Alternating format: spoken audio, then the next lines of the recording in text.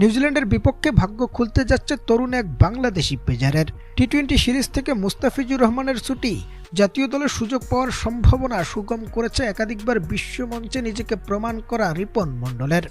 প্রদর্শক পাকিস্তান সুপার লিগে মোট 6 জন বাংলাদেশি ক্রিকেটার ডাক পেলেও বিসিবি তাদের এনওসি দিয়েছে 12 এপ্রিল পর্যন্ত, যেখানে 17 এপ্রিল নিউজিল্যান্ডের বিপক্ষে ওডিআই সিরিজকে কেন্দ্র করে এই সময়সীমা বেঁধে দিয়েছে ক্রিকেট বোর্ড।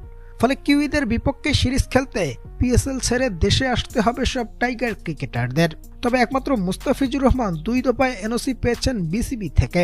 প্রথম দফায় 12 এপ্রিল আর দ্বিতীয় দফায় 14 এপ্রিল থেকে 3 মে পর্যন্ত। অর্থাৎ ওয়ানডে সিরিজে তিনি খেললেও টি-20 সিরিজে তাকে রাখেনি বাংলাদেশ ক্রিকেট বোর্ড। এ সময় মুস্তাফিজ আবারও ফিরে যাবেন পিএসএল-এ। এদিকে দলে মুস্তাফিজুর রহমানের অভাব পূরণ করতে দলে জায়গা পেতে চলেছেন তরুণ পেসার রিপন মণ্ডল।